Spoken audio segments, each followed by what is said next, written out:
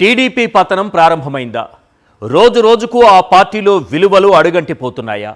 Heritage లింకులు బయట పడినప్పటి నుంచి తప్పించుకునే దారి లేక తప్పుల మీద తప్పులు చేస్తోందా? ఈరోజు లడ్డూపై చర్చ సందర్భంగా మండలిలో టీడీపీ వ్యవహరించిన తీరు చూశాక ప్రజల మనసుల్లో మెదులుతున్నటువంటి ప్రశ్నలివి. లడ్డూల్లో జంతువుల కొవ్వు కల్తీ నెయ్యిపై సమాధానం చెప్పలేక, హెరిటేజ్ హిందాపూర్ లింకులు దాచి పెట్టలేక, వైష్ణవి సంగం డైరీ సంబంధాలు దాచి ఉంచలేక, మండలిలో చర్చకు అంగీకరించలేక, తప్పించుకుని పారిపోలేక, చేసిన తప్పులు ఒప్పుకోలేక, కక్కలేక మింగలేక ఆఖరికి శాసన మండలిలో చర్చను పక్కదారి పట్టించే ప్రయత్నం చేసింది.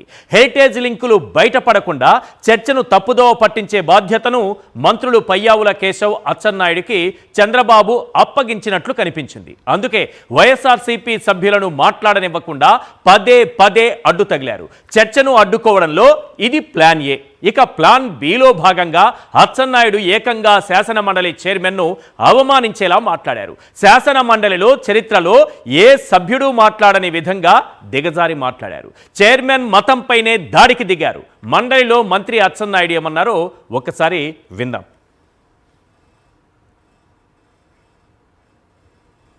మీరు క్రిస్టియను, ఆయన క్రిస్టియను, అపారమైనటువంటి అరిసన్ అంటే మీరు నన్ను క్రిస్టియన్ అంటే మీరు అవును సార్, కాదని చెప్పండి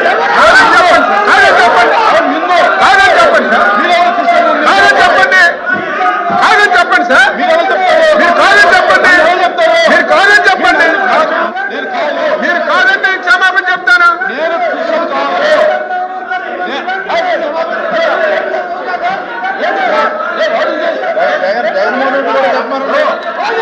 మంత్రి గారు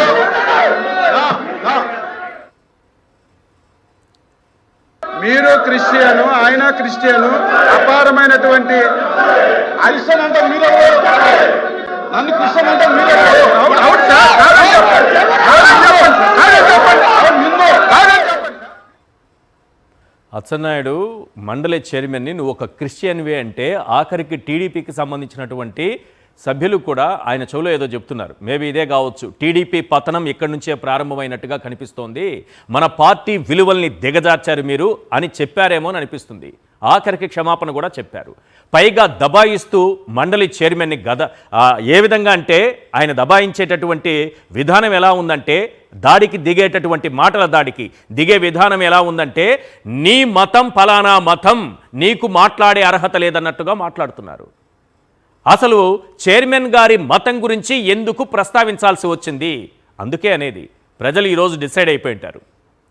టీడీపీ విలువలు లేని పార్టీ అని ప్రజలు డిసైడ్ అయ్యారంటే టీడీపీ సభ్యులు కూడా డిసైడ్ అయినట్టున్నారు. వచ్చి అచ్చెన్నాయుడు గారి చెవిలో చెప్పారు, పోలీసుల్ని మాట్లాడినట్టు చైర్మన్ని మాట్లాడకయ్యా అని. ఇక్కడ జరుగుతున్నటువంటి చర్చ ఏంటి? మీరు మాట్లాడుతున్న అంశం ఏంటి? పోనీ ఇంకొక విషయం, ఇంత ప్రయత్నించిన హెరిటేజ్ హిందాపూర్ లింకులపై చంద్రబాబును, ఆయన కుటుంబాన్ని మంత్రులు పయ్యావుల కేశవ్, అచ్చెన్నాయుడు కాపాడలేకపోయారు సార్. ఈ లింకులపైన అచ్చెన్నాయుడు ఏమన్నారు? ఏ లింకులు?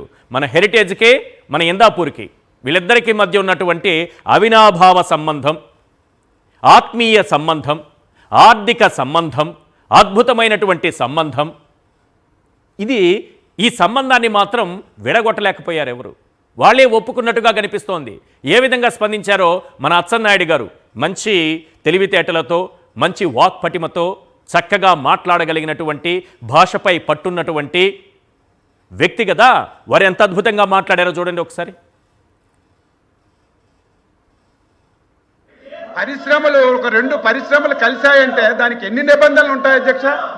రాత్రి వెబ్సైట్లో తీస్తే పరిశ్రమలు వేరైపోతాయి.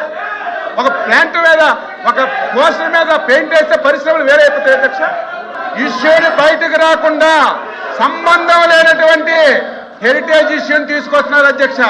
వెబ్సైట్లో తీసిస్తే హెరిటేజ్కి, హిందూపూర్కి ఉన్న సంబంధాలు తెగిపోతాయి అధ్యక్ష. ఒక పరిశ్రమ కలిసి ఉందంటే, కలిసి వ్యాపారం చేస్తుందంటే వెబ్సైట్లో తీస్తే అయిపోతుందా? ఒక్క ఆధారం తండి.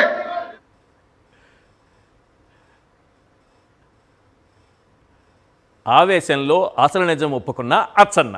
సింపుల్. ఆవేశంలో అసలు నిజం ఒప్పుకున్న అచ్చెన్న. అవును, మనం మార్చేసినంత మాత్రాన, వెబ్సైట్లో మార్చేస్తే ఇందాపూర్కి హెరిటేజ్కి ఉన్న లింక్ చెరిగిపోతుందా అని అడుగుతున్నారు ఆయన. కరెక్టే కదా. పాపం చంద్రబాబు నాయుడు గారు రాత్రంతా కూర్చొని ఎంత ప్లాన్ చేస్తుంటారు, లోకేష్ గారు రాత్రంతా కూర్చొని ఎంత ఆలోచించుంటారు. వాళ్ళు జాగారం చేసి మరి ఆలోచించి మరి మనం ఏం మాట్లాడాలి, మన పార్టీ ఏం మాట్లాడాలని ఆలోచించి ఇస్తే 6 నిమిషంలో దాన్ని చెడగొట్టేశారు అచ్చన్న. ఈ లింకులు చెరిగిపోవంట, శాశ్వతంగా ఉంటాయని చెప్తున్నారు.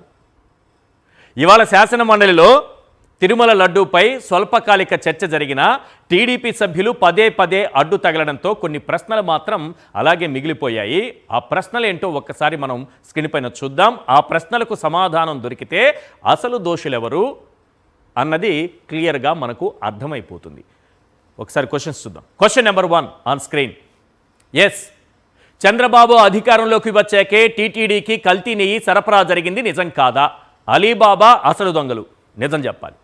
క్వశ్చన్ నెంబర్ 2, తిప్పి పంపిన కల్తీ నెయ్యి ట్యాంకర్లు 4 రోజుల తరువాత అనుమతించింది, దాన్ని లడ్డూలో వాడారా లేదా? అలీబాబా అసలు దొంగలు నిజం చెప్పాలి. క్వశ్చన్ నెంబర్ 3, లడ్డూల్లో జంతువుల కొవ్వు లేదని సిబిఐ సూటిగా స్పష్టంగా తన ఛార్జ్షీట్లో చెప్పిందా లేదా? అలీబాబా అసలు దొంగలు నిజం చెప్పాలి. క్వశ్చన్ నెంబర్ 4, ఎస్, చంద్రబాబు కుటుంబ సంస్థ హెరిటేజ్కు ఇందాపూర్ డైరీకి లింకులున్నాయా లేవా? అలీబాబా అసలు దొంగలు నిజం చెప్పాలి. ఎస్. క్వశ్చన్ నెంబర్ 5, 2016లో కల్తీ నెయ్యి సరఫరా చేసిన ఇందాపూర్ డైరీని బ్లాక్ లిస్ట్లో పెట్టారా లేదా? అలీబాబా అసలు దొంగలు నిజం చెప్పాలి. క్వశ్చన్ నెంబర్ 6, బాబు మళ్ళీ సీఎం కాగానే ఇందాపూర్ డైరీకి టెండర్లు దక్కేలా నిబంధనలు మార్చారా లేదా? అలీబాబా అసలు దొంగలు నిజం చెప్పాలి. క్వశ్చన్ నెంబర్ 7, కేజీ నెయ్యి 658 రూపాయలు లెక్కన దేవుడు సొమ్ము ఇందాపూర్కు దోచిపెడుతున్నారా లేదా? అలీబాబా అసలు దొంగలు నిజం చెప్పాలి. క్వశ్చన్ నెంబర్ 8, కల్తీ నెయ్యి ఆరోపణలు ఎదుర్కొంటున్న వైష్ణవి డైరీతో సంగం డైరీకి లింకులు ఉన్నాయా లేవా? అలీబాబా అసలు దొంగలు నిజం చెప్పాలి. క్వశ్చన్ నెంబర్ 9, సంగం డైరీ టీడీపీ ఎమ్మెల్యే ధూళిపాలకు చెందిన సొంత సంస్థ అవునా కాదా?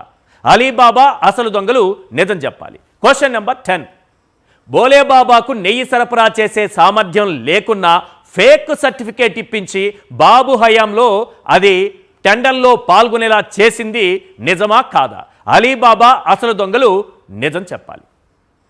ఈ 10 ప్రశ్నలకు సమాధానం దొరికితే ఎవరు నిజంగా తప్పు చేశారు, ఎప్పుడు కల్తీ నెయ్యి లోపలికెళ్ళింది, దోషులెవరన్నది కూడా క్లియర్గా తెలిసిపోతుంది. రైట్. ఇంకొక 2 ప్రశ్నలు ఉన్నాయి, అవి కూడా చూద్దాం. చంద్రబాబు సీఎంగా ఉన్నప్పుడే బోలేబాబాకు నెయ్యి సరఫరా టెండర్లు దక్కింది నిజమా కాదా? దీనికి కూడా సమాధానం కావాలి. క్వశ్చన్ నెంబర్ 12, కల్తీ నెయ్యి హెరిటేజ్ లింకులు బయటపడతాయని శాసన మండలిలో చర్చను అడ్డుకుంటున్నారా లేదా? అలీబాబా అసలు దొంగలు నిజం చెప్పాలి. ఈ 2 అంశాల ప్రాతిపదికన ఈరోజు చర్చిద్దాం. మొదటిది హెరిటేజ్ ఇందాపూర్ లింకులు, రెండోది కల్తీ నెయ్యిని పట్టుకున్నది ఎప్పుడు, టెస్టులకు పంపింది ఎప్పుడు, వాటిని తిప్పి పంపింది ఎప్పుడు, అవి తిరిగి మళ్ళీ టెంపుల్లోకి వచ్చింది ఎప్పుడు, లడ్డూల్లో వాటిని కలిపింది ఎప్పుడు. ఈ అంశాల ప్రాతిపదికన మనం చర్చిద్దాం. అంతకంటే ముందు హెరిటేజ్ ఇందాపూర్ లింకులకు సంబంధించి ఒకసారి స్క్రీన్ పైన చూద్దాం సార్. చాలా ఇంపార్టెంట్ పాయింట్స్ ఉన్నాయి. ఒకసారి ఇందాపూర్ డైరీ రూపంలో బయటపడ్డటువంటి చంద్రబాబు కుట్ర ఒక్కసారి స్క్రీన్ పైన చూపించండి సార్. ఇది ఇందాపూర్ డైరీ సంబంధించినటువంటి అంశాలు ఎక్కడ దొరుకుతాయి మనకంటే హెరిటేజ్ వెబ్సైట్లో దొరుకుతాయి. ఇందాపూర్ అనేటటువంటి డైరీకి హెరిటేజ్కి సంబంధాలు ఉన్నాయి. ఆ విషయాన్ని ఎవరు చెప్తున్నారు? హెరిటేజ్ వెబ్సైట్లోకి వెళితే 17వ నెంబర్లో మనకు స్పష్టంగా వాళ్ళకున్నటువంటి మ్యానుఫ్యాక్చరింగ్ యూనిట్స్ ఎక్కడెక్కడున్నాయి, ఏవేవి ఉన్నాయని ఒక లిస్టు మనకు కనిపిస్తుంది. దాదాపు 22 పైగా కనిపిస్తున్నాయి. అందులో 17వ నెంబర్లో చాలా క్లియర్గా మనకు ఇందాపూర్ డైరీ అనేది కనిపిస్తుంది. మరి ఇది బయటపడిన వెంటనే మ్యానుఫ్యాక్చరింగ్ యూనిట్ కాకుండా దాన్ని కో మ్యానుఫ్యాక్చరింగ్ యూనిట్గా మార్చుకున్నారు సార్. ఇక్కడ ఉంది కో మ్యానుఫ్యాక్చరింగ్ యూనిట్గా ఇందాపూర్ డైరీ తమకు ఉన్నట్టుగా మార్చేశారు. ఇదే ఇందులో ఎవరు మార్చారు? హెరిటేజ్ వెబ్సైటే మార్చింది. అంటే లింకులు ఉన్నాయని చెప్తున్నారు, కాకపోతే మ్యానుఫ్యాక్చరింగ్ యూనిట్ని కో మ్యానుఫ్యాక్చరింగ్ యూనిట్గా మార్చేశారు. మరి లోకేష్ గారు ఏమంటారు? ఈరోజు శాసన మండలిలో చాలా అద్భుతమైన ప్రసంగం చేశారు. ఆ ప్రసంగం విన్న తర్వాత నిజంగా క్లీన్ చిట్ అప్పటికప్పుడే ఇచ్చేస్తే ప్రజలు బాగుండనిపించింది. అంత అద్భుతమైన ప్రసంగం చేశారు. మా ఫ్యామిలీ తిరుమలలో అన్నదానం చేస్తుంది, మేము ఇలాంటివి చేస్తామా అన్నారు. వాళ్ళ ఫ్యామిలీ తిరుమలలో అన్నదానం చేసిందట, కాబట్టి ఈ లింకులు లేవని కొట్టేద్దామా? పరకామణిలో పట్టుబడినోడు కూడా దేవుడికి ఏదో ఒక సేవ చేస్తుంటాడు, వాడికి కూడా క్లీన్ చిట్ ఇచ్చేద్దామా? ఓ పని చేయండి సార్, ఇక్కడ ఉంది కదా ఇందాపూర్కి మనకి లింకులు ఉన్నాయి కదా, రాసుకోండి. మా మ్యానుఫ్యాక్చరింగ్ యూనిట్ ఇందాపూర్ బ్రాకెట్లో మేము కలిసి అన్నదానం చేస్తామని రాసుకోండి. మీరు అన్నదానం చేస్తే మాకేంటి, చేయకపోతే మాకేంటి సార్? ఈ లింకుల గురించి కదా అడుగుతున్నాము, దీనికి కదా సమాధానం కావాలి. తిరుమలలో తప్పు చేస్తూ పట్టుబడిన ఎవరినైనా సరే క్లీన్ చిట్ ఇద్దాం, వాడు ఏదో ఒక సేవ చేస్తుంటాడని. పరకామణిలో దొరికిన దొంగని కూడా క్లీన్ చిట్ ఇద్దాం. అన్నదానం చేస్తారట వీళ్ళు, ఏ ఫ్యామిలీ చేయలేదు ఇప్పటి వరకు. కాబట్టి మనం ఇందాపూర్ మా మ్యానుఫ్యాక్చరింగ్ యూనిట్ బ్రాకెట్లో మేము అన్నదానం చేస్తాం అని రాసుకోండి. ఇక్కడ చూడండి, ఇది చాలా దుర్మార్గమైనటువంటి అంశం. ఇందాపూర్కి సంబంధించి చాలా కీలకమైన పాయింట్. రాష్ట్ర ప్రజలందరూ జాగ్రత్తగా గమనించండి. దొంగలు ఎవరో తెలుస్తుంది, దోషులు ఎవరో తెలుస్తుంది, హైందవ ద్రోహులు ఎవరో తెలుస్తుంది. వెంకటేశ్వర స్వామి పేరు చెప్పి రాజకీయాలు చేసి మోసం చేసి ఏ రకంగా దోచేస్తున్నారో మనకు అర్థమవుతుంది. ఈ ఒక్క పాయింట్ చెప్తాను. ఇదేంటో తెలుసా?